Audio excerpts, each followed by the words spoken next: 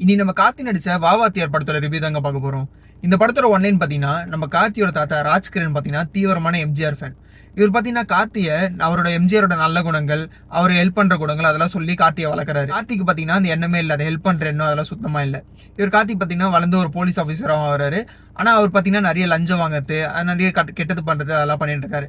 இந்த விஷயங்கள்லாம் அவர் தாத்தாக்கு தெரிய வர அந்த அதிர்ச்சியிலே பாத்தீங்கன்னா தாத்தா வந்து இறந்து போயிடுறாரு. அவங்க தாத்தா இறந்து போனதுக்கு அப்புறம் அவர் இதே மாதிரி கண்டினியூ பண்றாரா இல்ல வேற என்ன நல்லது பண்றாரா அதாங்க இந்த கதையில காமிச்சிருப்பாங்க. இந்த படத்தோட பாசிட்டிவ்னு பாத்தீங்கன்னா கார்த்தியோட ஆக்டிங்னு சொல்லாங்க. இந்த படத்துல நிறைய டிரான்ஸ்லேஷன் சீன்லாம் வச்சிருப்பாங்க.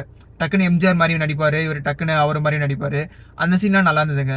இந்த படத்தோட நெகட்டிவ்னு பாத்தீங்கன்னா நிறைய நெகட்டிவ் இந்த படத்துல. ஹீரோயின் கேரக்டர் கீர்த்தி செட்டி பண்ணியிருப்பாங்க.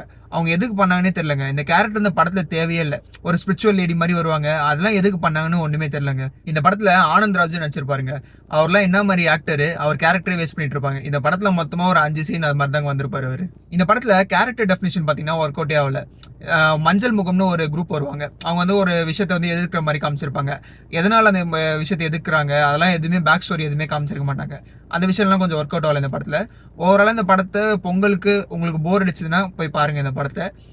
இந்த படத்துக்கு நான் கொடுக்குற ரேட்டிங் பார்த்தீங்கன்னா 6 out of 10. இதே மாதிரி உடனே மூவி ரிவ்யூ கொடுக்குற நம்ம சேனலை ஃபாலோ பண்ணிங்க.